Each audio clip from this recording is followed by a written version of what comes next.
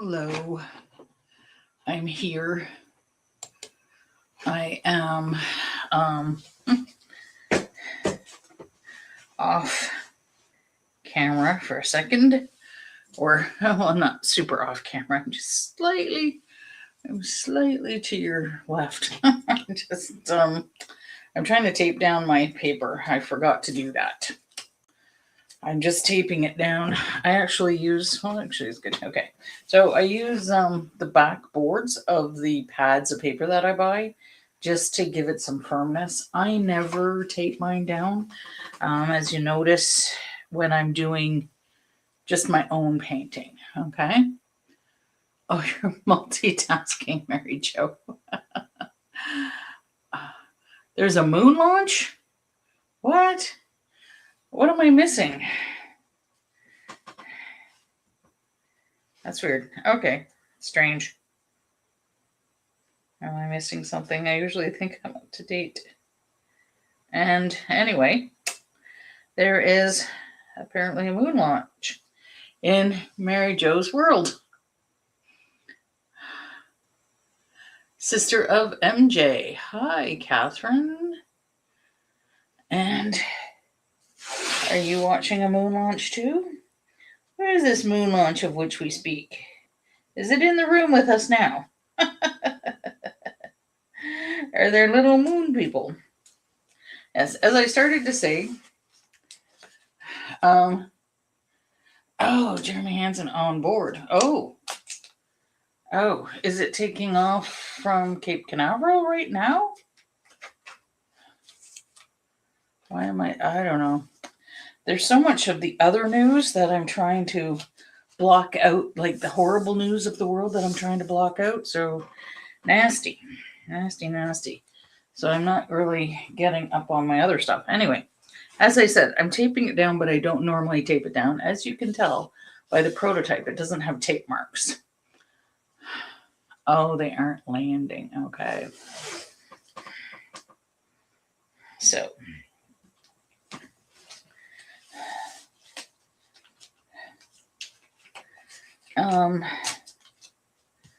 yeah, and so so we're doing the Heather, not that weird little dude. So while I'm just getting her taped here.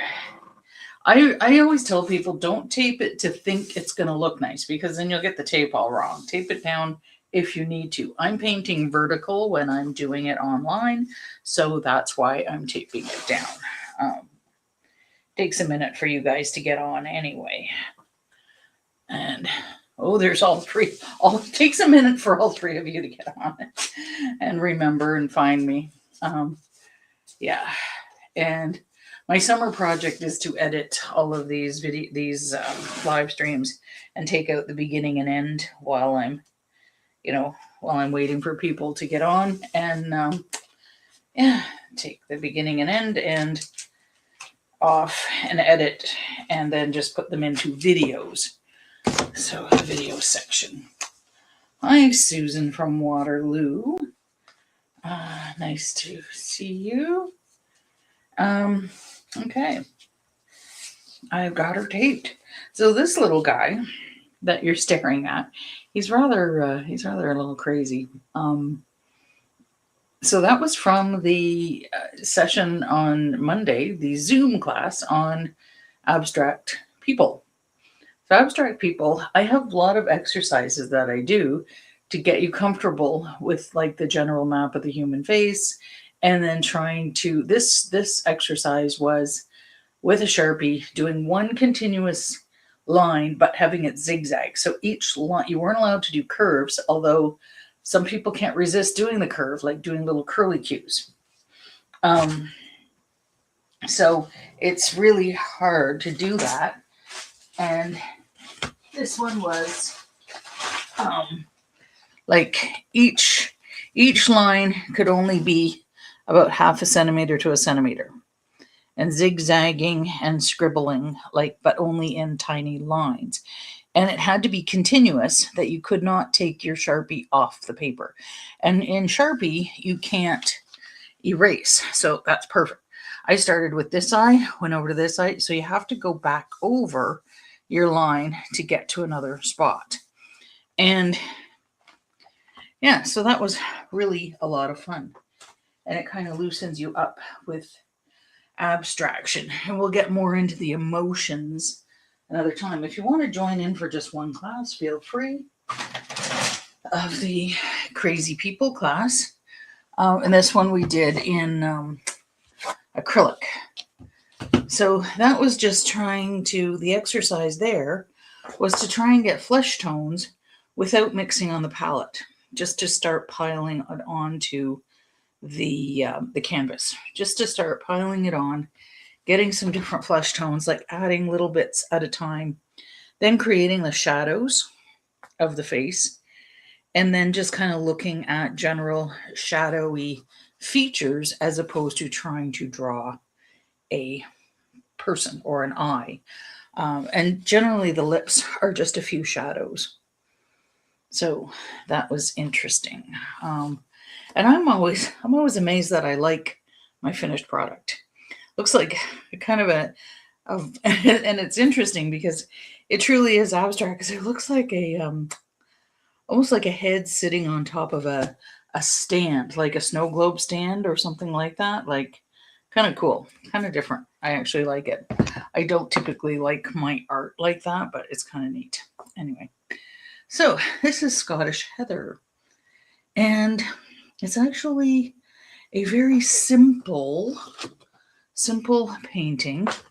However, if you don't listen to the teacher, that would be me, in case you were wondering, it ends up to be more complicated. So I would encourage people, just follow the bouncing ball.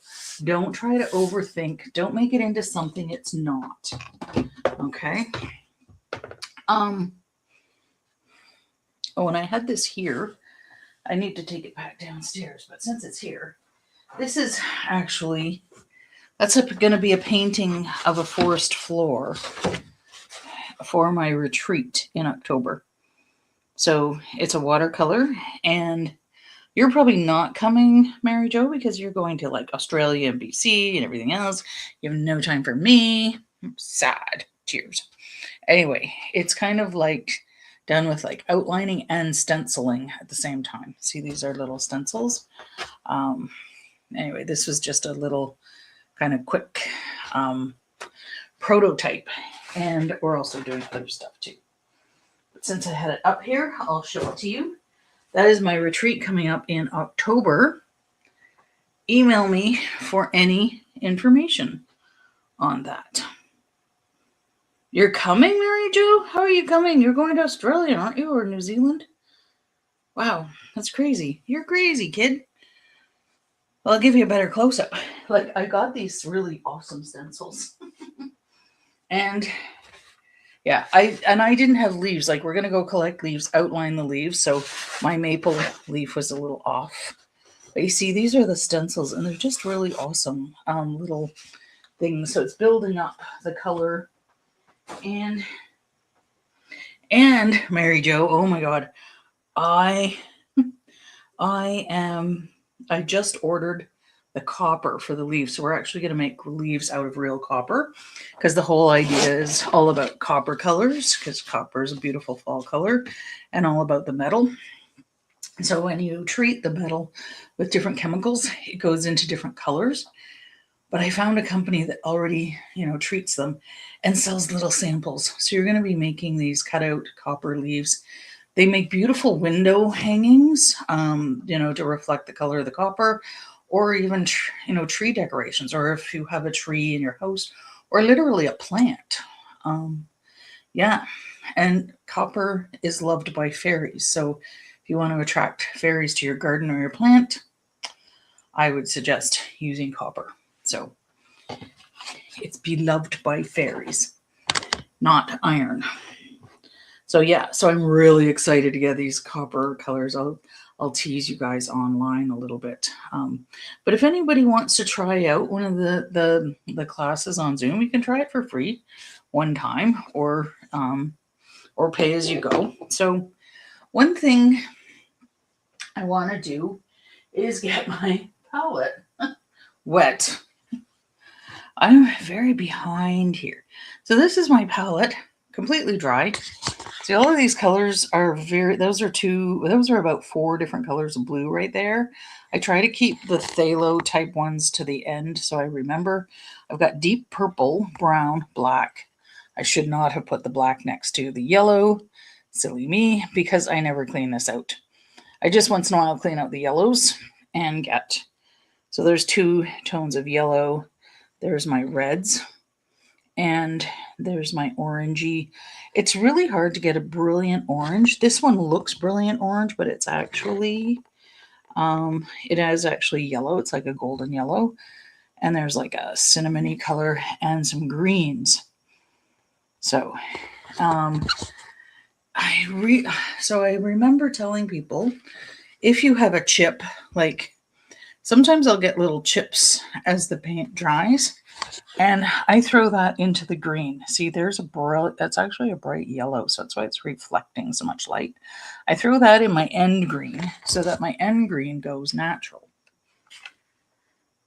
So I am going to wet this. I do need to wet it because it takes only a minute. These ones are actually pretty good. So I sometimes use my big brush to wet it. They're pretty good to I try to keep a little bit of paint back in case I need it for white. And I may or may not use the white gouache, or I may use white watercolor. I think I used the white gouache on this. And so I'm actually going to reconstitute my gouache because I don't need a lot of it. This is flaky. So gouache, when it's dry, will go flaky because it's made of talc, like chalk. It's exactly what it is. It's chalk. So see, it's got flakes. Flakes of ham. Ugh, gross. So I'm going to reconstitute that with some, because I don't need it super thick. So I'm just going to reconstitute it a little bit. So it tends to, you really would need to add hot water, like just a thimbleful of hot water, and kind of give it a good stir to really do it. But I'm just going to let the water sit on the surface a bit and soften it up. That one had a little purple in it, so it's fine for this. Try to keep one back sometimes that has no color in it. So I'm just adding literally a brush full of water. Some people add too much. This is a brush, like I'll do that and I'll wipe it on the side. So just on the side of my ice cube tray. I'm not going to wet, I just wet my black. I'm not going to wet my black, but I did because I'm silly. But I'm going to, because I really don't need black. Black kills the use Payne's Gray if you have Payne's Gray, but otherwise it kind of kills the thing. So with the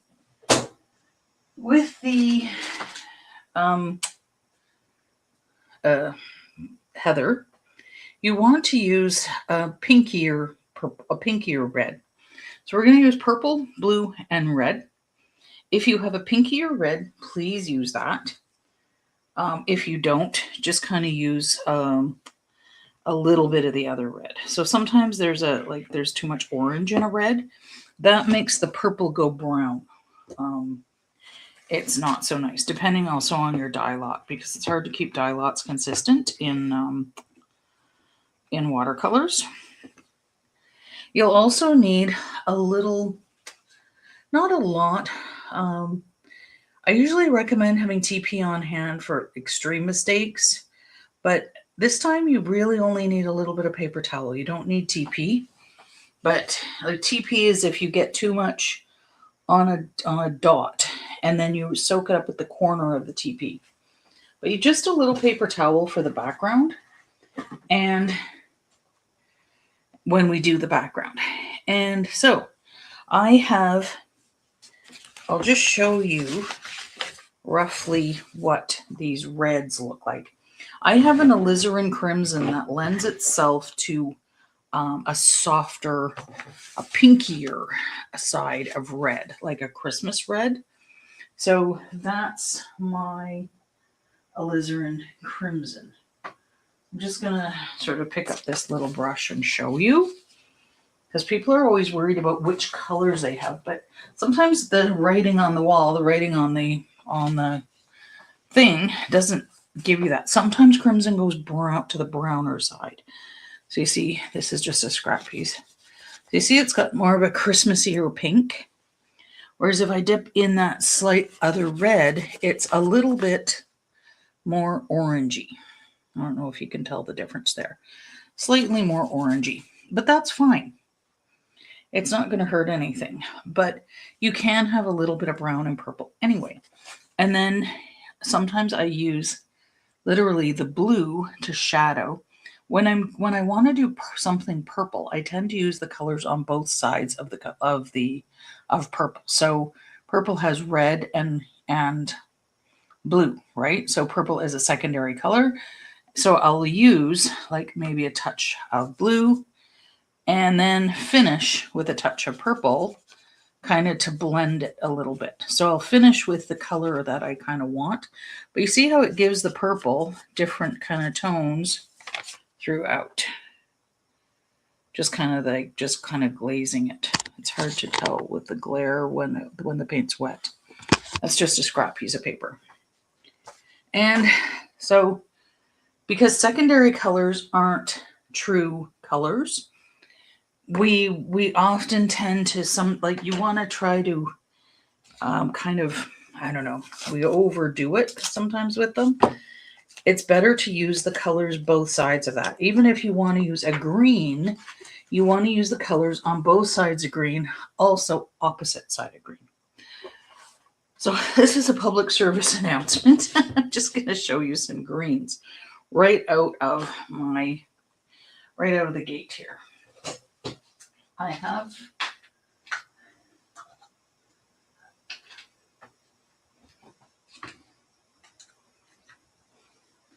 have some greens, and I'm going to show you the greens that come in my set, because every green's a little bit different in the set, and I might as well just use the one that I'm going to use in the background. Oh, I might use a little bit of black. I wanted a bit of smoky in there too, so yeah, I am using black.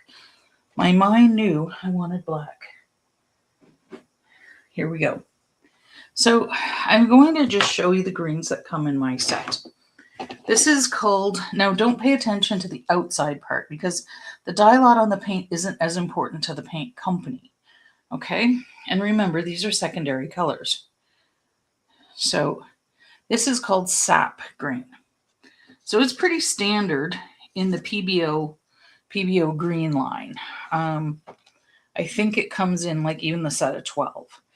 Now, then we have, this is called permanent green. Sometimes PBO has a set of 18. I get the set of 24. It's packaged specifically for Desserts, which is in Canada. But I have a feeling this is called permanent green. It's more like a Kelly green. It's not natural. So I'm going to put some water through these so you can see them. This one is phthalo green. Phthalo green tends toward teal. So I'm just going to do that, and then I am going to put water through them. So teal green, you want to use in something kind of stylized, a stylized painting. This is earth green, and I know for a fact this one doesn't come unless in PBO, unless you buy the Desserts one. So this is packaged for Desserts, but it's still by PBO. It's 24. I know the earth green, and it's a deep earthy green. Okay, so it's nice to kind of look at these. And so I tend to put my earthy green in the end one. That's why all the colors are in the earthy green. All colors are mixed in there. So I'm going to take water, and I'm going to take a little water. So you can tell this sap, I don't know why they call it sap green specifically, because it's not really sappy in color. Sap is different color, but anyway, this has a lot of yellow in it. So you can tell it would probably make a great spring green, like those fresh shoots of like buds. You know, when you see that that haze of green through the trees and the fresh buds. Then I'm just going to clean my brush off a little bit, not too much. And this one, this is called permanent green. This green doesn't occur in nature. It is like almost like a true green, kind of a true mixture between blue and yellow. This one is softer, more natural. So even though it's got a lot of yellow in it, it's even got a little bit from across the color wheel, which is red. Red makes it look more natural. Okay, so when you want to calm down your green, this is like when you get a set of paints and you get the green, purple, and yellow and orange. You're getting the mixture from beside the color wheel. Okay, now phthalo green is again not really naturally occurring in nature. Oh, I didn't put enough on there for you to really see it. It lends itself to blue, and it's often people's favorite colors. And when you're doing abstracts, absolutely, it's awesome.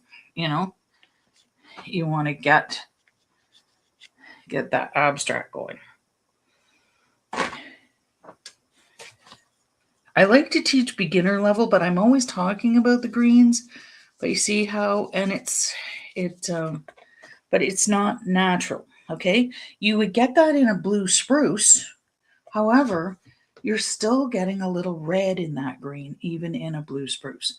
But it has that silvery green feel to it. When I say silvery green, I kind of tend to mean blue in it, because blue is a cooler color. So that is definitely a cooler green. Earth green has all the colors in it and a lot more red. So I'm going to get that water. It's starting to dry a bit, so I'm just rubbing in there so I really get it. You see, I let the light through, and it's got that beautiful deep green. That's a really natural green. So because it has red in it. So often, but I still don't use it directly out of the tube. Okay. So you'll see, you can tell because it's got that sort of brownish feel to it, olive feel to it. There's a lot of red in brown. Okay. So resist the urge to just use your straight up secondary colors. Kind of give them a little blend, a little mix, a little this, a little that. Don't be afraid to grab a little red if your green is too bright. Say, calm down, green. I need some red. So, now having said that, these greens in heather, so heather is blooming earlier in the year and before a lot of grass. So you see this is like a combo between the sap green. It's hard to tell because it's kind of just little blobs. It's kind of a combo between the sap green and the earth green. Okay. So without taking exactly, and then you can see where the purples and reds have mixed, and with the greens, it almost goes browner near the base. Now, near the base of the heather, it's dark. Don't leave a white strip here on, if it's painted, it's going to be. But some people tend to start from here up and pull back down. So you see how dense the heather is. It reaches up to the light and the sky. It grows in clumps. So the clumping is like super duper earthy. Okay, so it's not like all just coming from here. There's a big clump, and then the middle ones have reached for the sky.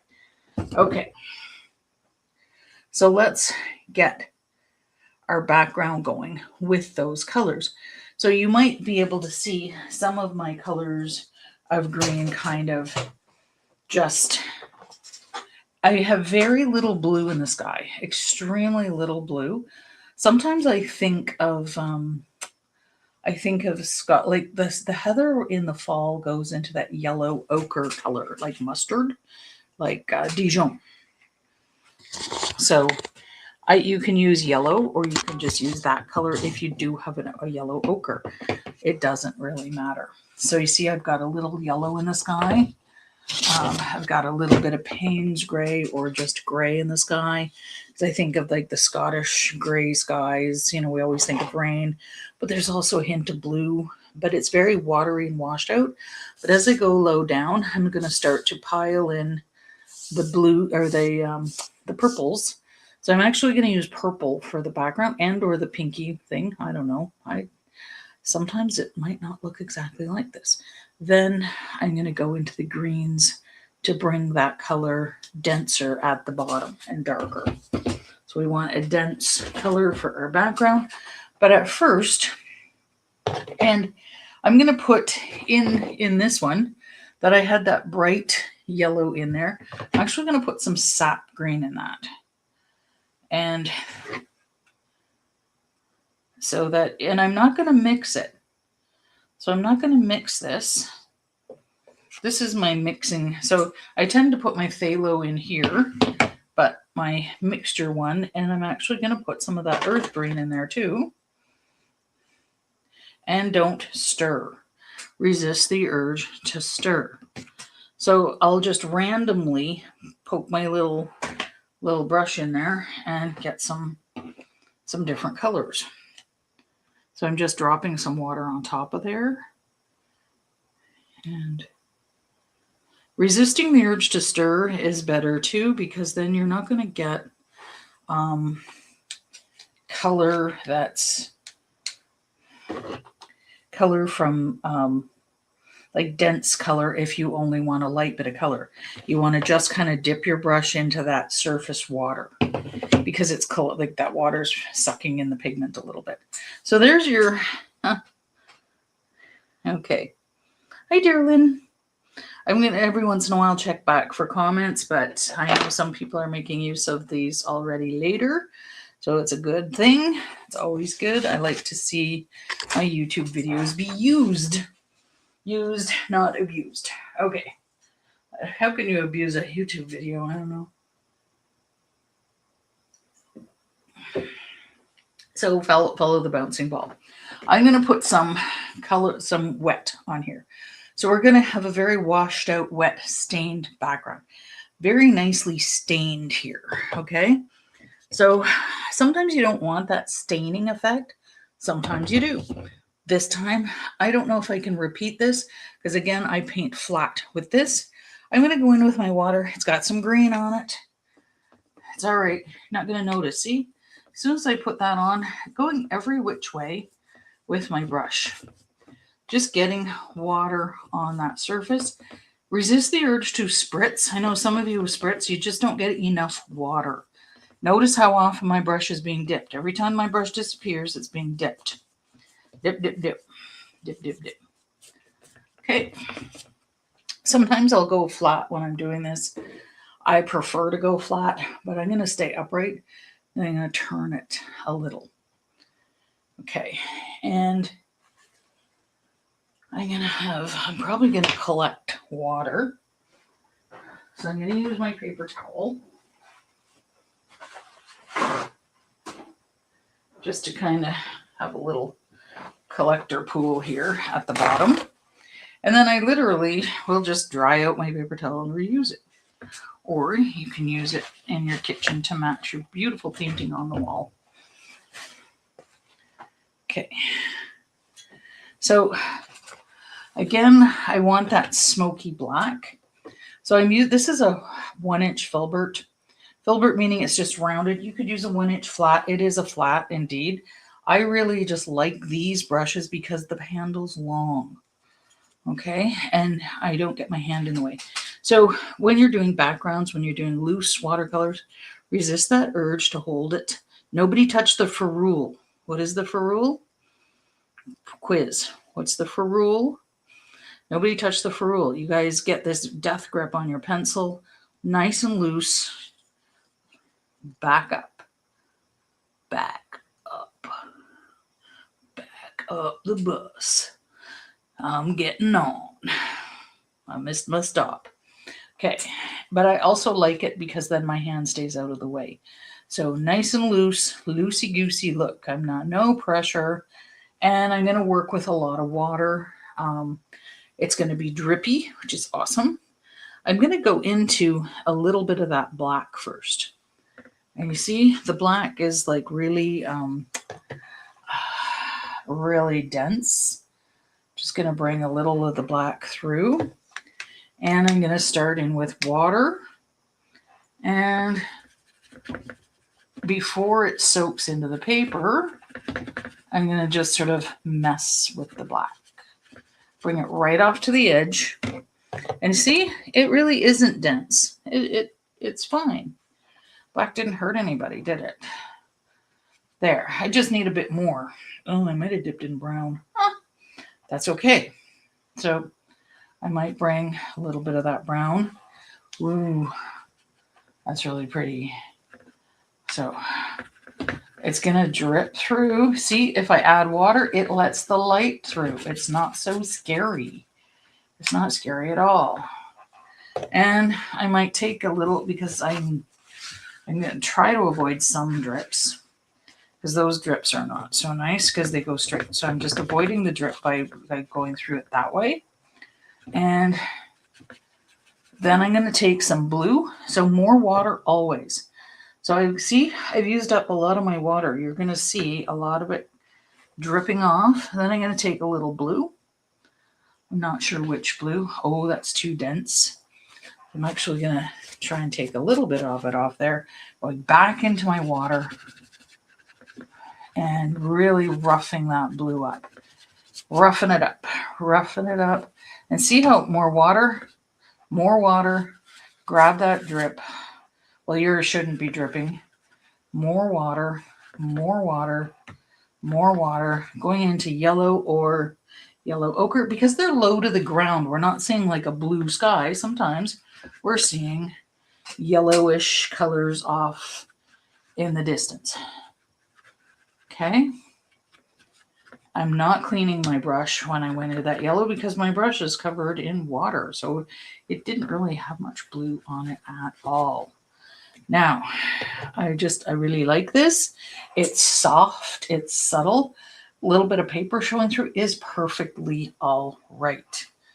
I'm going to get a little yellow up here just because, again, when we're painting the Heather portrait, because it's low lying,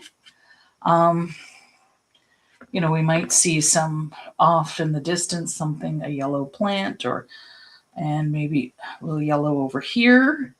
Just to even it out. Not really. I don't want everything everywhere all the time. I'm going to get a little blue because I got a little blue here. We'll get a little blue here. Messing it up. Messing. Look at my brush. Just working. Work it, baby. Mess it up. Don't mess with me. Mess with the blue. Okay. And I'm going to mess that drip up. Mess that drip up. Mess with the blue. I'm going to grab that drip. I'm just grabbing it. There was a drip there that was going to go straight down. I just grabbed it with my brush. And then I'm going to go into some of that pinky purple or whatever, the reddish purple, and just kind of dabbing that. So off in the distance, maybe some of these flowers are reaching up to the sky a little. Tapping a little bit of water on top. Now I don't want these to overblend. Kind of tapping a little water on top. I want my Heather to go that way. It's reaching for the sky that way. Even the background Heather. So this is background Heather. If your name is Heather, you're in the back today. In the back of the bus. Don't back up the bus. Okay. And I can keep it denser there, which is really fun. This is just a fun way. I'm tilting it. You can tilt yours too, even if you're painting flat and you don't have it taped down. Tilt it. Have some fun with it. So I want everything going that way in general. I'm going to take a little bit of purple. because it's very dense. I'm going to keep it low. Keep the purple low.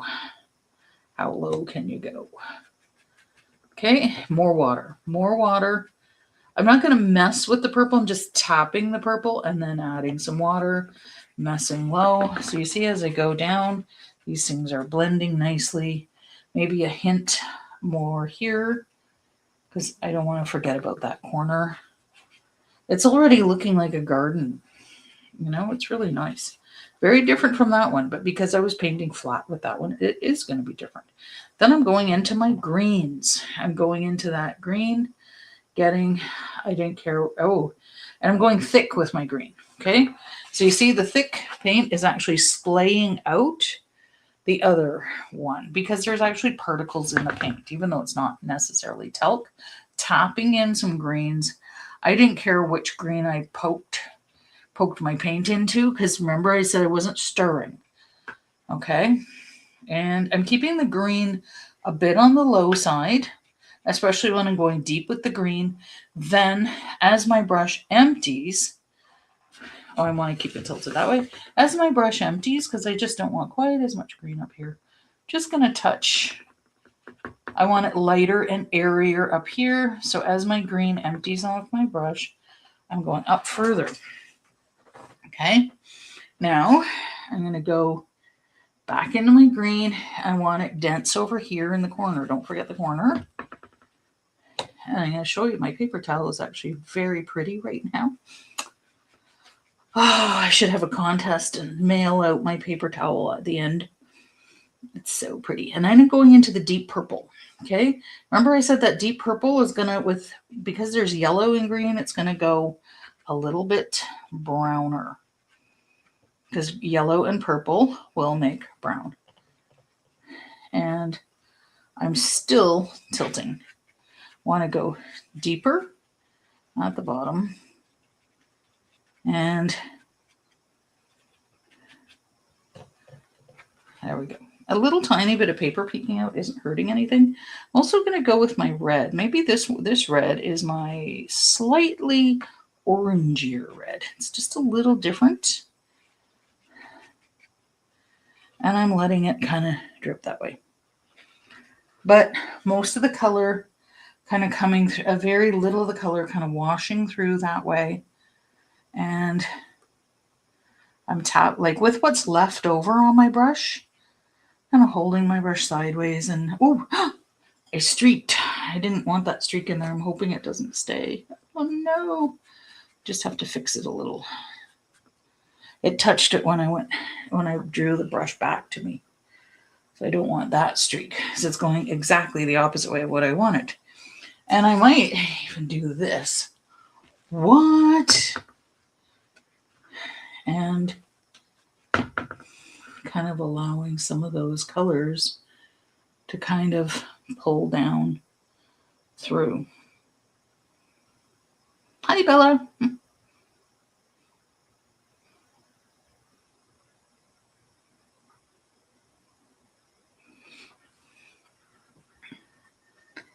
And this is just, it's doing beautiful stuff. And again, I want to keep it tilted the way I want everything tilted. You see, there's just beautiful colors kind of blending in there. Isn't that gorgeous? Because I didn't manipulate it. I let the water do its thing. You gotta let the water do its thing. It's called watercolor. The initial word is water. Okay, there's a drip here. I am going to manipulate that drip a bit because I just want it to go this way. Sometimes you can manipulate a drip. Just want a little bit more in that corner. Just the end of the drip. Don't manipulate the rest. Just look at all those beautiful things that are happening there. Okay. Now, I've got this like, yeah, it's beautiful. It's absolutely beautiful. This is going to create some awesome staining effects. So when you have different levels of wet and dry, like the background is semi-drying now, and this is fairly wet. So you're going to get, you're going to get this stain here. And people are like, how did you paint that? And they're going to be, with a fine brush trying to paint that water stain. And it's like, you need to tell them, just let the water do its thing. Now you see I've used up quite a lot of water. That was half full. That paper's really soaking it up. Another thing that beginners think they need to do is they think they need to blow dry, okay? You don't need to, because the paper will, if you're working with a heavy watercolor paper, it's gonna be damp to the touch. But by now, see, the worst of it down here is wet. If you're starting from the sky, you're still going to get super fine work. And this is like a loose, soft flower. We're not trying for exact, okay? And see, this is my beautiful paper towel. Again, maybe some lucky recipient might inherit that. My ink blotches. What? Rorschach. All right, everybody. What does that ink blot remind you of? Ink blot remind you of, or watercolor blot remind you of? So hang that to dry, and you can just reuse it to absorb more water. I do. And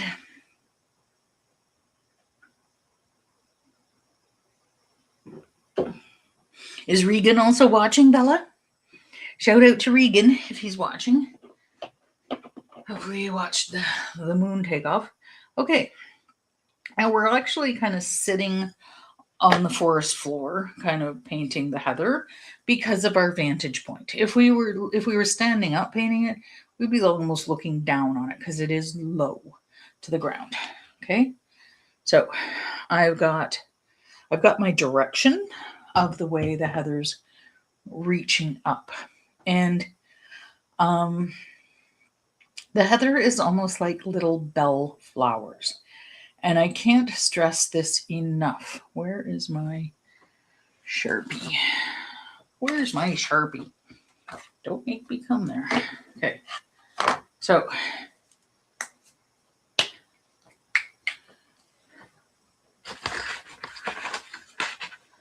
I just need some scrap paper. Get some little elevator music while you're going.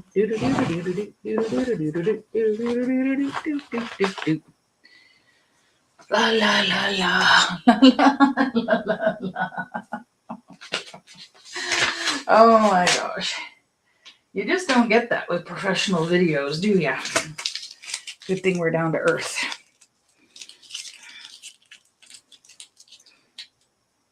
Okay.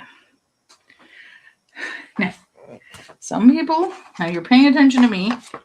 Look at me, because nobody's painting. Brushes down. Brushes down. Okay, some people do this with the heather. Like that's this sort of stream of heather. And they do this.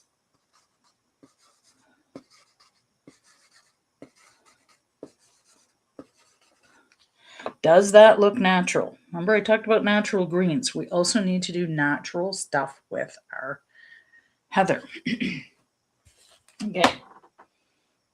That does not look natural. The answer is no. I hope you all said no. Okay. So the heather, so I'm just going to do like a kind of a dotted guideline for the stem of the heather. Okay. It's actually a little bit of like a bell flower here.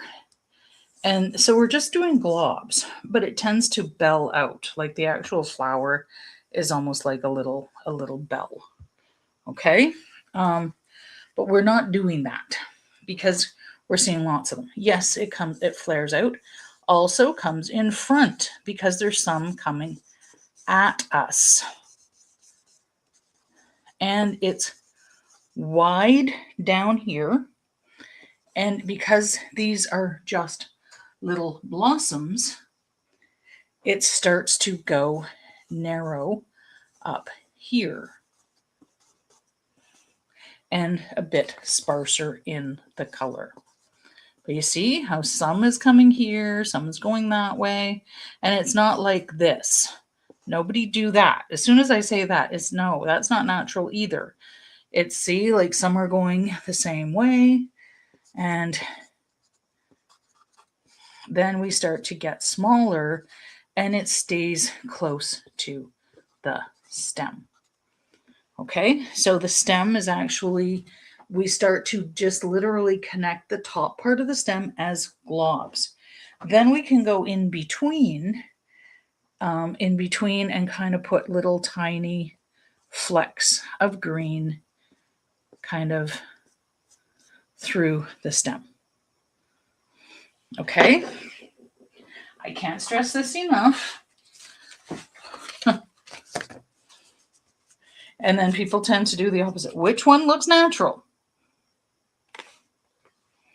Which one? Wait, no, I started there. And then some people keep the same even tone throughout. Stay close to the guideline. The stem is just going to be a guideline. Okay, things come in front of that heather. Okay, and again, this is a very simple painting, but don't lose your mind on trying to have everything the same. Okay.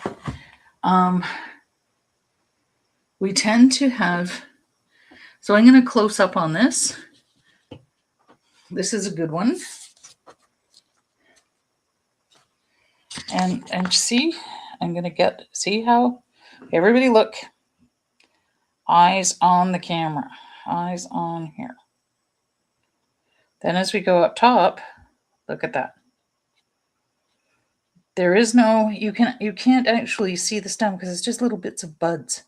Those are green little buds, or the bud holders kind of circling there. And it's very airy near the top. Dense here. Okay, very dense.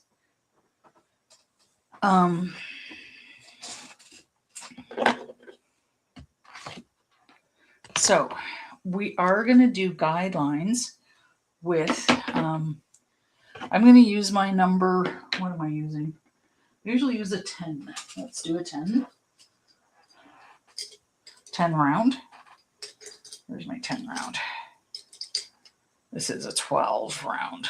Oh, yeah, it is rather large, but you know what? I can use a 10 round or 12 round. It's rather big because then you can see it. So your round brush, the second you wet it, is going to go to a nice tip because water is sticky.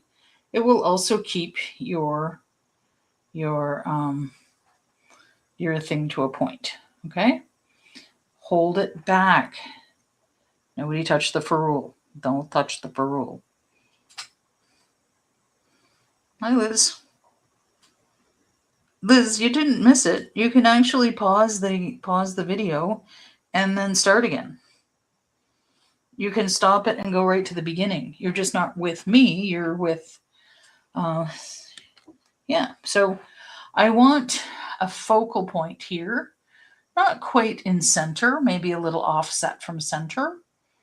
Okay. That one looks pretty central to me, but I want it kind of drooping downward. I'm going to use the tip of my brush. I'm going to go into my natural green and I'm going to do the faintest. Skip the lines if you have to. Okay, I'm going to do the faintest green line.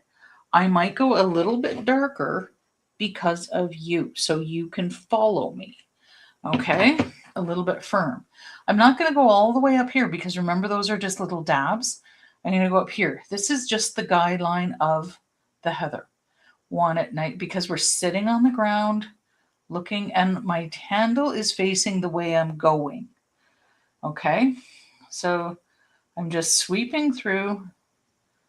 I'm skipping, my brush is barely touching and the heather is curving a little downward. Okay, so there's my basic stem. I think you can see it. I'm going to just darken this up. Don't you? Don't you darken it up. I'm going to darken it up so you can see it. I'm going to sort of put some dotted lines in there, and you want it fine. Don't go dotting it now because I'm just doing it so you can see. Okay, there's the line. Then, now it kind of slightly curves upward, and I'm going to do another guideline here. And it's going to curve, maybe it's going to start from here and go, my handle is going to go in the direction, it's going to start from here. It could cross over a little bit, then kind of come up just a little bit. Okay, I'm going to darken that for you. You do not darken yours. Yes, paint with Janet. Okay, I'm going to do a couple of dots. This stem is just guidelines because remember I said we're going to go in between and do that again. I want, maybe these ones go a little bit straighter. They're allowed. These ones go a little bit straighter. I'm going to pull down here. My paper's warping, so it's easy to make a dotted line because hardly anything. I'm going to make that one a little bit shorter, a little bit shorter. Everything is varied. And I'm going to be doing a lot more with green afterward. Some is coming off the side. And this one is sweeping upward this way. Because it's warped, it's doing funny things. Oops. Maybe some short ones here. But we can add in the short ones later. And we have lots of short ones here, but we almost don't need a stem for those because we just know what we're doing by then, right? Because there's lots low down that haven't reached for the sky yet. See, these are all low down. Like these ones are kind of going across, and maybe they're just starting to reach up, or maybe one of those Highland coos came along and stepped on it and it kind of went squished or blew over, or yeah. Okay, so we've got our guidelines. If some of them are deep and dark, that's fine. Don't worry about it. Okay, and I will be going in with more of that sap green later. I did use the darker one, like that sap green with maybe even a bit of yellow in it. Okay. So I'm going to wash my brush.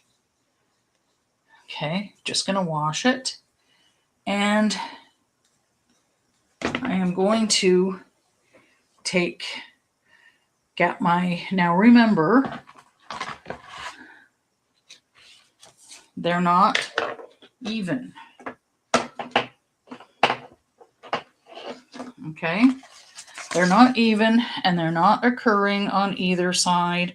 They're not even mirror images of each other, okay? And they're not three like that. They are random, okay? They're like, don't do that. They're random. They come in front, then they go smaller and like closer to the stem as you get up higher. Now I'm going to take a tiny bit of blue and put it near the stem and on the stem because the blue is the shadowier color. It's darker. Okay, so I'm going to take a little bit of blue. I'm going to layer in the color, so I'm not using my pinky red yet. And then I'm going to use a tiny bit of blue, then I'm going to use the pinky red, or just use your red, and then I'm going to go over with a little bit of purple. So heather can go from reddish to purple to white, like reddish purple, and it can even be white. There is such a thing as white heather. And so all colors kind of in between.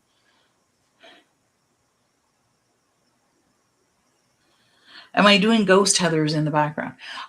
Kind of like these actually are ghost heathers, because you know, just because. Yeah. And as your brush empties with other color, you can do little ghost heathers too. So these are ghost heathers kind of thing. Like in the very background, I kind of got the water to do that for me, Bella. And so I'm going to do the big one. Well, I shouldn't have to keep it too close to you for the blue. So I'm going into the blue, a little bit of the blue. Blue is really dense. It's only on the tip of my brush. And my brush is fairly dry. So it's going to absorb lots of that blue. So I'm going to stay low with my blue. I'm going to kind of dot it in near the stem. So you see, I'm just doing this little, very few dots. This is the shadowier color. It's dense. Okay? Keep it close to that stem. Don't go away from the stem because the shadow is closer to the stem. Going back into my blue because you want to keep your blue kind of, you don't want to try to spread it. You want to keep it kind of dense and concentrated. Going up this stem a little. It looks like it's got the pox or the measles on the stem. So I'm just dotting, not directly on, not trying to, you guys take me so literally, drives me nuts, that you try to dot each one on the stem and you hang onto that ferrule, hands off the ferrule, and just gently kind of dabbing around, but close. Could be on top, could be beside. It's a little bit random. I'm not going high with the blue because blue is very dark. Keeping the blue lower. See how it's giving some shadows already. It's making things look a little bit darker. I'm just doing these little taps, keeping your brush loose, and it's like this is this. It's not, it's no stabbing. Dipping again so I get a denser blue. I'm not looking for a waterier blue. And keeping that dense low. Again, keeping it low. I forgot to come a little bit higher on this one because it is a bigger strand of flowers. And dipping again because you can't spread the blue. You don't want to spread it. You want to just tap it. So the denser the paint is and the more paint you have, the more it's going to be tappable. Palpable, tappable. See, already now we've got some more dimension. It's just this gradual buildup. Do not go all the way up top. Anybody goes all the way up top with the blue, you're in big trouble, and I'll know. Okay? Now I do want to take off any excess blue. The way I take off the excess blue is I check. I check my paper towel to see I do have excess. I'm not going to wash it. I'm going to dip it and then take it off. Because I don't want excess. I want some blue on there because I want things. Remember I said work on both sides. You're also going to pick up blue here. I just didn't want excess. So I tap it in the water and I take it off. Now I took too much off, but it's fine. I'm going to pick up some of this blue now. So before we use purple, if you want a purple, we're going to use the red, whichever red you have. Or pink. If you have a soft pink, go for it. Okay. So I like to finish with the secondary color that we're looking for. So I work with the light and the dark, then the actual kind of original, and then white. So I'm going to, so I'm working with that pinky red, and I'm working with this fairly dense now. You see? So I'm coming here, coming near my top. There's still going to be top green bits. Those are the little buds coming out. And the bud holders, the little huggers, are that soft green. So I'm just going to do some little light taps here. Very loose. And I'm going to give you a close-up. Everybody watch. Close-up. Not in a row. It's not like contrived. It's not planned. It's not every 0.2 inches. Okay. And it's coming down. Some are over top. And I'm starting to ever so slightly flare out. Ever so slightly flaring. Now I need to re-dip. Don't, if you expect it to go like that, you're not going to get that color concentration. Then the second you do the purple, it's going to take over like crazy. Okay. So I can even show you with the other red too. So you see the other red's not too bad. It's fine. I have 2 reds and I can alternately dip in them. And now as I go, I'm going to ever so slightly lay down my brush. It gives it a bell look. Okay. Whoops. I'm just engaging a little bit of the belly. So instead of the tip, I'm just engaging a little bit of the belly with the stem, with the point going toward the stem. Okay. But some goes across over in front of the stem. Okay. And no planning and plotting. Okay. They're very, it's a very dense. Now I'm picking up more paint because as I engage the belly, I am losing my pigment, right? So I need to keep dipping. 1, 2, 3, dip. 1, 2, 3, dip. Okay. And almost right down to the dense. Still keeping it fairly airy. Okay. These are very airy up here.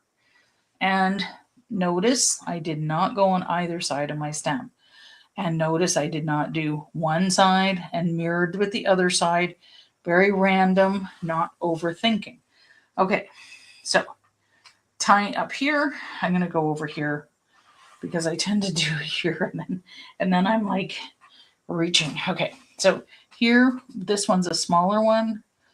It hasn't quite reached up, so I'm just doing a little less, and it's going off the side. Okay, make sure that you have some good composition in your painting. Not all the heather it's a huge clump, right? Like they grow in massive clumps. You couldn't possibly paint all the one heather plant. Okay. And so tapping little bits up here and even beyond your stem. Okay, even beyond where you've stemmed it, because we can add in that light blue. And then my brush is starting to tap stronger with the point facing upward. That gives it the bell look, right? If I do that, it gives it more of a bell look with the point upward, right? If I do that, it's not so nice.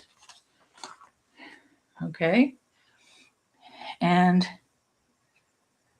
so some of these might have tiny little green stems connecting the bells, but we don't see that in the density. That's why we're going to do lots of little flecks of green later. Now I'm not even paying any attention to that blue, just going right over it. Okay, just pretend it's not there. When you're layering color, pretend that bottom layer is not there. The watercolor is going to do the work for you. It's going to do it all for you. Okay, tiny bits up here, right over that stem, and then starting to ever so slightly flare out. It's a slight flare. It's not like an arrowhead where it booms out. It's a subtle, soft flare. If some of your little bells don't look right, well, guess what? We're not finished. You guys need to stop being married to the outcome. That's why when you sketch a painting, you get immediately married to the outcome. If you try and sketch something first and you start filling in the lines, you get married to that outcome. Stop being so married to the outcome. Then your whole concentration is on the outcome. Enjoy just the dotting, the subtle dotting. Enjoy following Janet and getting lectured on how to not be married to the outcome. And light and airy. Sometimes there might be a little skip in the stem where the bells are, especially up at the top, because not all the buds have kind of flared out yet. And again, very dense near the bottom. Dipping again, 1, 2, 3, dip, dip, dip. Some people go 1, 2, 3, dip, and then go harder. It's like, no, dip in here. It's like they're laying down their brush. I don't know what's going on. Like the dip in dancing. Like 1, 2, 3, dip. Ugh. Oh, you made me ruin my painting. I got a big splotch there now. Oh, no. I'm not worried. So this one's kind of off kilter here. Now notice it's very dark. There's not a lot of light getting through. The pink is darker. That's also why we add the white. Okay, that's why we add the white. Also, it's really quite wet still. Even if the paper feels dry, it's actually got a little bit. It's still pretty wet, like, because that's thick paper, so it's still pretty wet. So it's going to highlight things differently. That paper, when it's 100% dry, your painting looks always so much different. Always, always, always. Okay? So again, look at it tomorrow. And then I just want little ones here, maybe some other little flecks of purple down here, just random flecks of purple, maybe some petals fell off, I don't know. Who knows? Who knows? And up here, little. Oh, that's going to go right off there, which is good. Good composition. Not everything in our view. There we go. Dip. Don't forget to dip. Dip, dip, dip, dip. I feel like a broken record, but you wouldn't believe. And it's not a dip, because then you get too much paint. You get too much pigment with the dip, because you need one dip. That one's going right off and sits in the foreground a bit more. And just a couple more little ones here. Little tiny ones kind of meeting their little, going out right off the page. Right off the page. Sometimes you leave kind of where the stemmy looks. This one could be in a different spot in our viewpoint. So it's going right off the page. Maybe little, as Bella said, are you doing ghost ones? Those could be just little flecks of what's left over on your brush in the background. And the background is just kind of, see, I'm just started letting my brush dance around with what's left over on the brush. Just letting it dance, but still in the general direction of the painting. The general direction of the flow. Maybe the little light Scottish breeze. This is in honor of my Scottish heritage. I know a lot of you know I'm Ukrainian. However, I am Ukrainian, Romanian, and Scottish. So a nice balance. Okay. Now I'm going to go with a little bit of purple. Or I could do, you know what? You don't always have to finish with white. The white might, sometimes you can go on first with the white, then with the purple. Let's do that. Why not? We don't have to always do it from light to dark. Who knows? Who knows? Let's do a little bit of white and a little bit of purple. And then we can always go back with white. Who knows? I think I might have gone purple, then white, then purple. Sometimes I do like if I have too many highlights, you might want to. So let's do the white. There's no rule to say I have to go white and then like dark, because this is obviously dark, then light, then dark again. There's so many rules in watercolor. It's not funny. So many rules. Good grammar. So I'm going to just wash my brush a little bit. Going into this gouache, I do believe this gouache is a mixture of white watercolor and gouache. So it is kind of got a little bit of opacity and translucency all at the same time. And it's got a pinky feel to it, so that just adds to the heather. I just gave it a little bit of a stir, because sometimes the water just sits on top of the gouache. going to start a little bit with my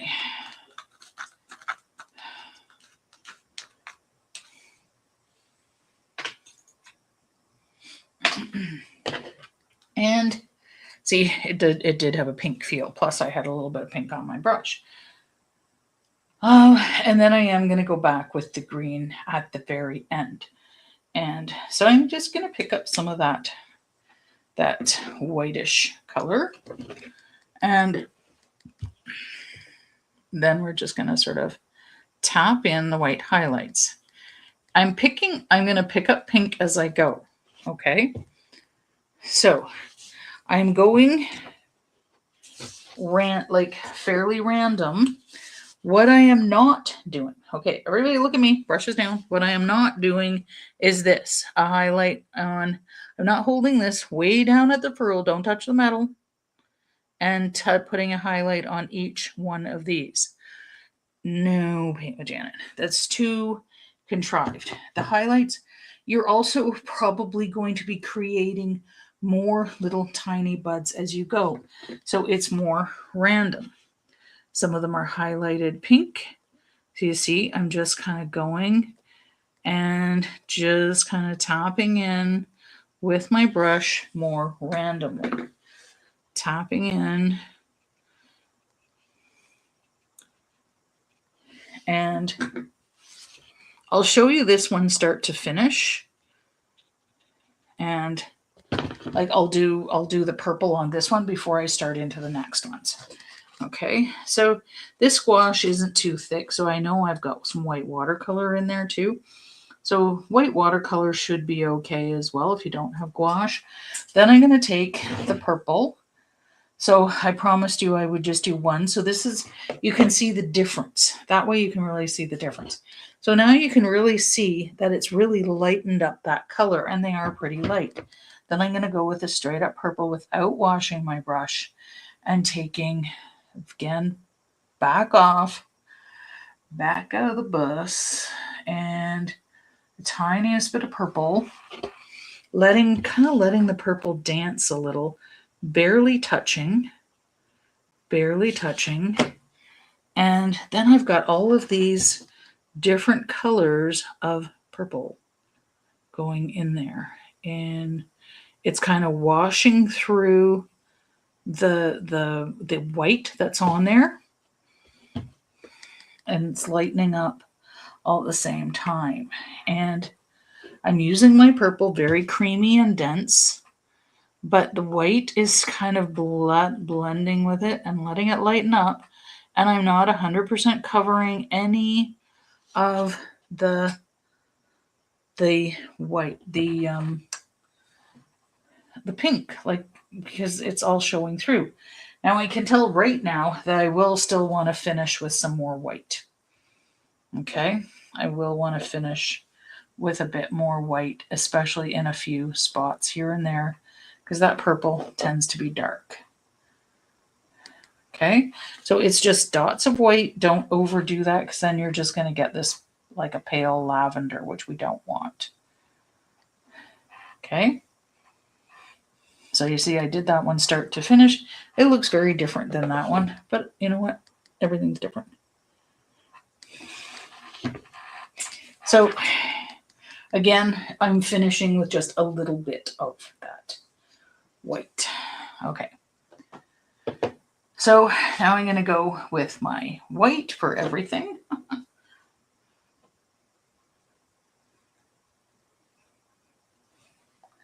White, and it's just got a different feel. Now I'm not 100% covering. It's just kind of dancing. My brush is dancing. It's doing this. And then every once in a while making contact with the paper. It's dancing around. Kind of every once in a while I get a pressure on the brush, and then I back off. When I feel the pressure, I back off. Under pressure. I'm going to go over here. And this is also lightening up the pink. The pinks are kind of blending with the white. That's why I always keep my stuff in a separate container as well, because it will Anything white, I keep in a separate container because sometimes I want it to stay white, but I keep using it. So if it's looking a little pink, well, then I'll use it for something pinkish. There is no such color as pink. It is literally just diluted red. And some of them might have a little bit more white on one side. Don't try to even it out, but it is collecting a lot of the white from everywhere. But you see how it's really lightening up. You can see the difference between here and here. Right over top of some of those stems. This one goes right off. Don't take too long with this, because the more you take, the more time you take, the more you think. And you know what I feel about thinking when you're doing art with no thinking involved. I need to pick this up and look at me for a second. So when I'm getting close to the corner, I need to kind of look at it straight on. And I'm just turning my brush, bringing some of the light down into the dense part of the plant. It's very open. The heather is very in an open field or open moor. However, it's very dense at the base, which is why it's not letting so much light through. So it's very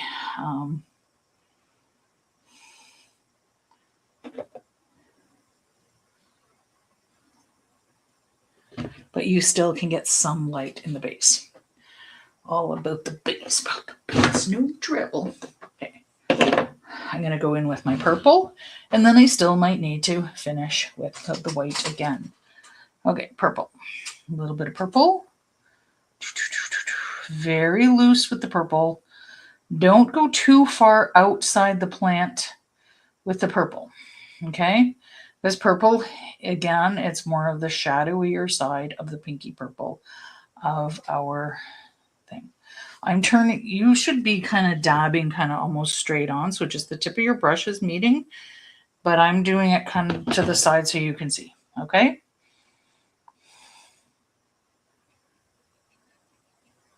Loosen up, back up the bus, loosen up.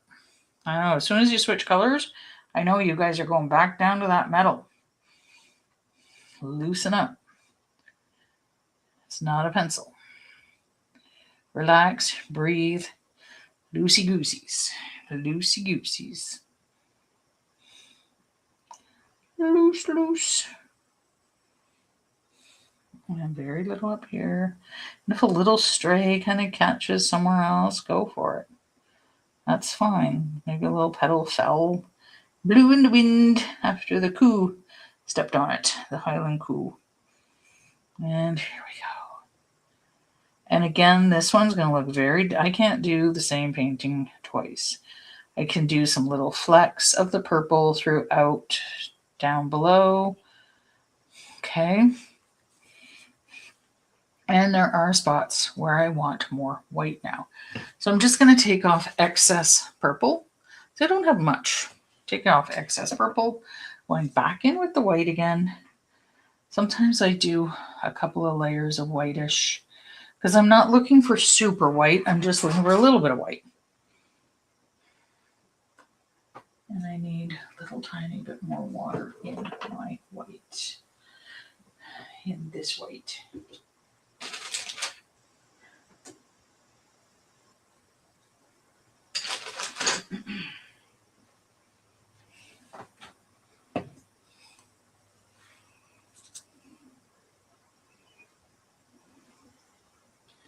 Okay.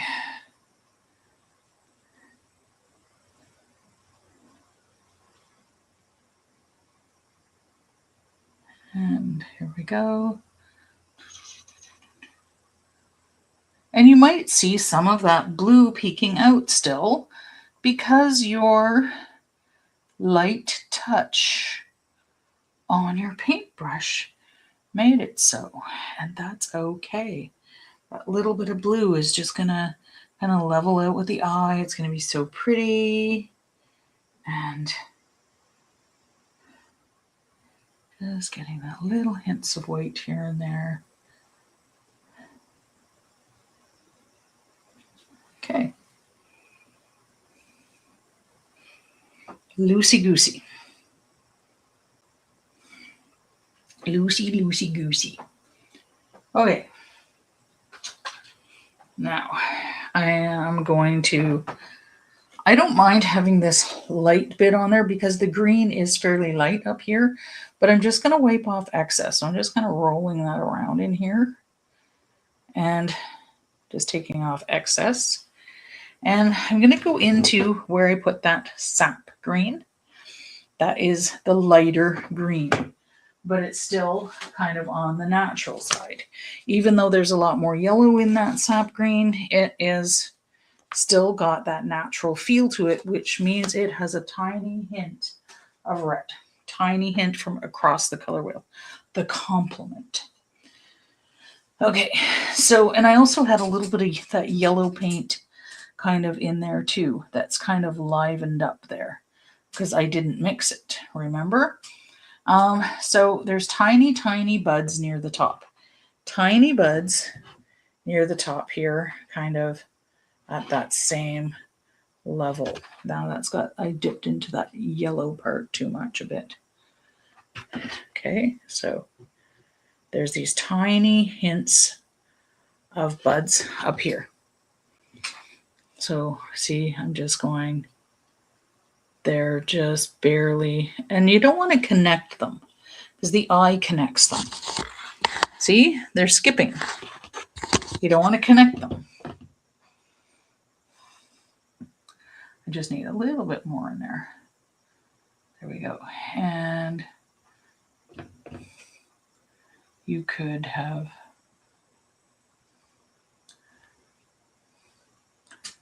and a little bit more of that yellower part. And here we go. The eye will connect those. They're just very little extensions. Maybe off in those distant ones that you kind of were playing with, you can put little bits of that green in there as your brush empties. And here we go. Maybe this one was kind of on its side a bit more. So here we go. Now the leaves, they're actually almost like needles, the leaves of the plant. Okay, so they're like needles, and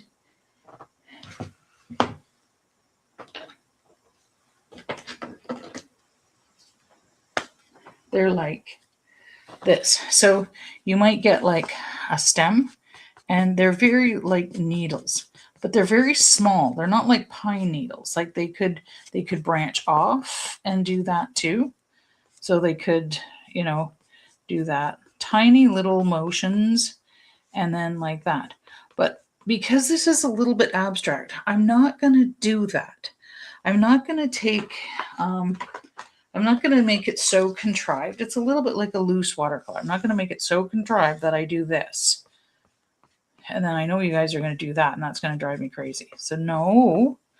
So what we're going to do is just little kind of flecks about the same length, 1/4 inch. So it kind of is a representation of that kind of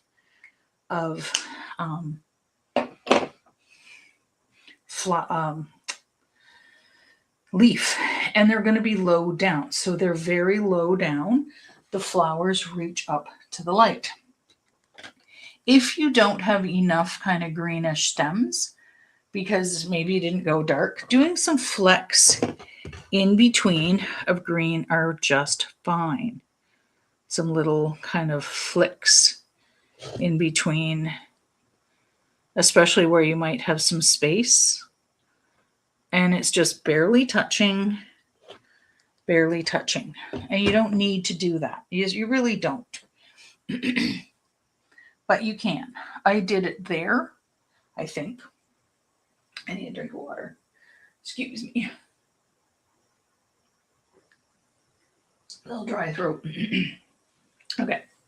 So, and if you do use if you have like a nice, like one of those Kelly type greens, just every once in a while dip in a little brown or red.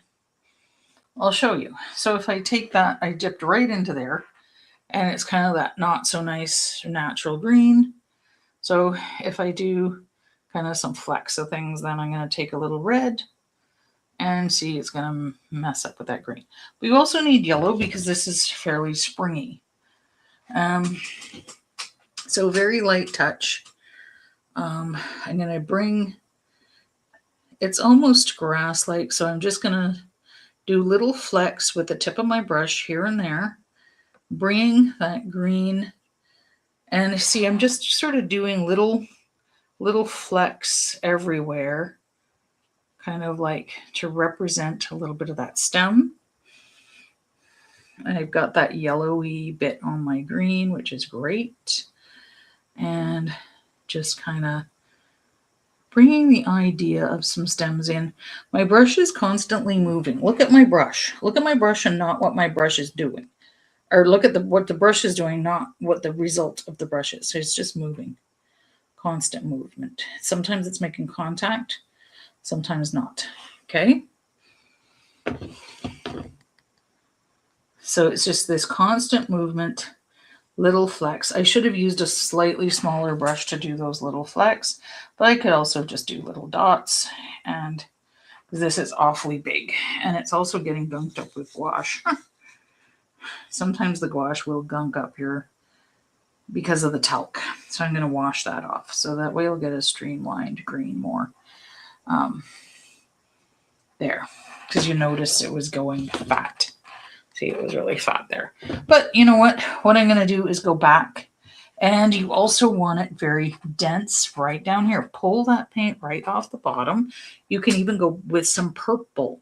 There's purple in the stems near the bottom. There's purpley red colors in the stems. You could do tiny little flecks at the bottom. You want that dense foliage near the bottom. Okay, taking that little bit of, because there's red in purple, so it is red is the purple, the complement of green. So it's going to soften that green. Maybe not so dense over here, but certainly dense here because there's lots more stuff. And see, I'm just playing. That's not really anything. Just kind of flicking my brush around. I am going to add a little bit of white onto that. Not going to clean my brush. Just going to take off excess. I'm going to add a little bit of that white's gone purple, but that's okay. I'm going to add a little bit of white to some of them, some of my flecks near the top, and to break up that thick one that I did. Just kind of adding in some flecks. And so the highlights will just break it up. And who knows what that is. Maybe it's a slightly different weed. And I could add, if I didn't get any highlights up here, if I didn't get enough yellow, I can add highlights of white, those little top buds. Very little stuff going on here. I don't want to bring white too far down. I'm collecting green on my white, so that's okay. So it's a good thing. But that's why I'm keeping it up higher. Very little white in the green. And then you're done. And then you can clean the brush. If you forget to clean it and you've got gouache on it, gouache it just need hot tap water, hot soapy tap water, because it just takes a minute to ungunk the stuff. Okay.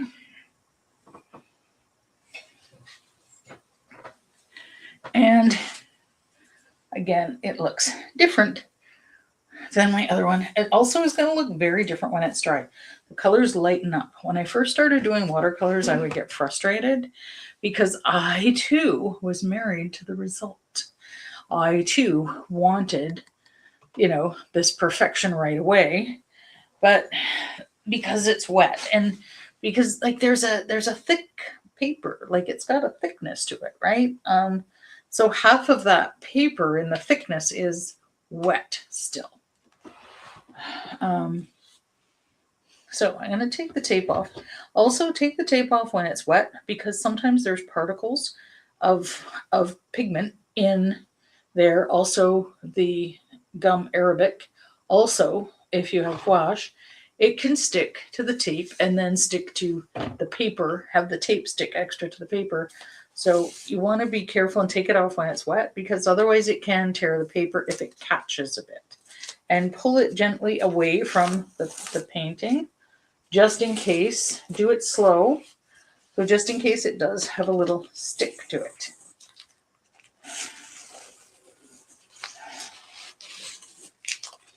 And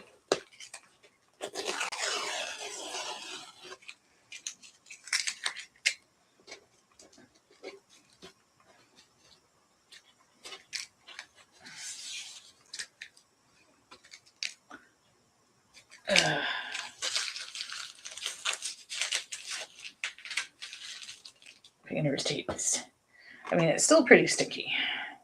It just comes off without damaging your paper. Now, if you're really doing, if you want to do some serious water stuff, then I do suggest taping it down, but taping it down to hardboard. Hardboard is almost like, oh my God, I don't know what it's called. Not Malik. It starts with an M. Hardboard. And tape it down to that. And that way, like, because even if you tape it down to cardboard, I'm just like, I'm not using a ton of water for the cardboard, but it's still warping the cardboard. Like, the moisture is going through, it's still warping it. So like, if you, and it sometimes it's hard to control, but if you really want to play with water, see, it is warping it, but that's fine. I'll just use the opposite side the next time. There is my beautiful painting. I know, resist the urge of always trying to get that as a frame. Just buy cheap frames, come with it already done matte, which is kind of nice. And again, this is going to be a little bit different when it dries, and very different from the original because I can't do the same thing twice. Actually, I think I painted the original in the pandemic. A lot of my watercolors I started in the pandemic because I don't like the background. I'm just looking. Sorry, I don't like the background in the camera, but I like the back. I just don't like this in the camera, but I like that in real life. So it's weird. Some parts I love in the camera, but just leaving it alone, you know. So, and I love how the sky went so soft and smoky in spots, but still bright and airy in other spots. Yeah, and in retrospect, I would have kept this lower down because these ones are reaching up high for the sky. So the ones in the background would be probably a bit on the lower down side. So in retrospect, I should have done that. Because notice in my first one, the background purples and pinks are lower. So just perspective wise, but a lot of people aren't going to catch that when I put them in my gallery. And yeah, so yeah, I did a lot of the originals, the prototypes in the pandemic because I was only just starting to teach in watercolors, like very rudimentary in watercolors before the pandemic when I would do a paint party style thing. And so we are going to, so a lot of the prototypes were done in the pandemic, and a lot of them I haven't done in person. I did this one in person two times for private parties. One of them was like just as the pandemic was lifting, kind of social gatherings, but we still had to wear masks. We had to test. We had to, everything before we went out. So, but it was fun. They chose this not realizing it was a watercolor, and then they got scared, and then they loved it. I always tell people you fall in love with it because it is watercolor and you want that effect. But the acrylics have their love too. Excuse me. So yes, beauty, beauty, beauty. And again, always dark to light. Got to get that dark in the bottom. Don't start an inch from the bottom. Unless you're doing a stylized one where you just want to have kind of like the center. Usually that would occur on a card or something like that. Very stylized, not in a scene. And yeah, I can't believe, Mary Jo, you said you're going to come to Mary Jo said she's coming to the thing. So you're doing BC, Australia, and in the fall, and Carleton Place. But your room is taken. Sorry. And Liz is coming from New Jersey with her friend from North Carolina. And can't believe you're coming. So if anybody wants any information for my retreat, please email me and just ask for retreat information. It's in the fall. It is a week before Canadian Thanksgiving. So it's the first Monday through Thursday, like the first full week of October, Monday through Thursday. And it's beautiful. It's all inclusive. You get spoiled. So information is free. I always tell people that. And some people want information for this one because they might want to plan to come next year. That's what Liz did. Liz is coming from New Jersey. So we're all going to have to talk like we're from Jersey, like gangsters. I'm sorry, Liz. I didn't mean so I'm sure your friend from North Carolina has a more Southern Belle accent.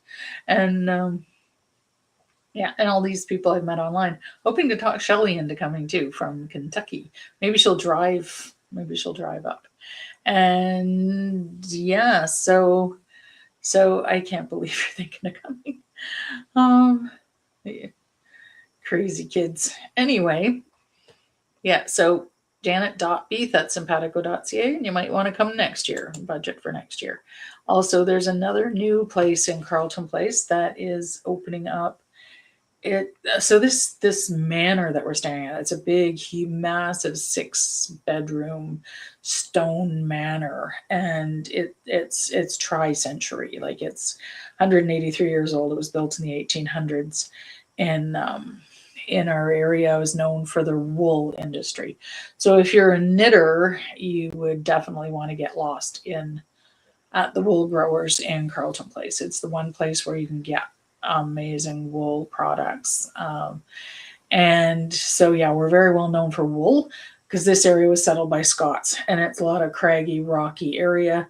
So if anybody knows how to play with rocks and get something out of rocks, it's the Scots. So because it's all rocky and craggy up there. So yeah, they play with rocks. They invented curling with rocks and golf with rocks.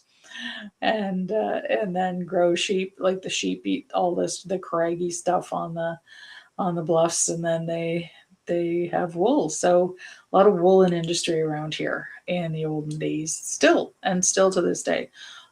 They have, like, the wool growers has the little festival and shows you how they shear the sheep, and a lot of little sheep farmers around. And yeah, so we have that. And this tri-century mill, it's actually in one of the mills, not near the manor one, but near the mills. And it's gorgeous. And if I do a retreat there, it's going to be in probably February to beat the February blues.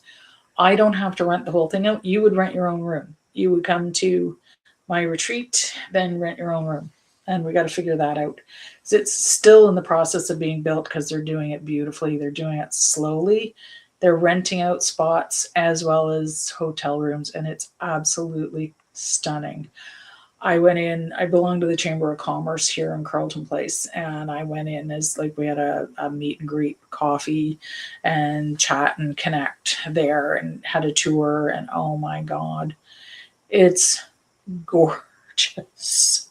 Absolutely gorgeous.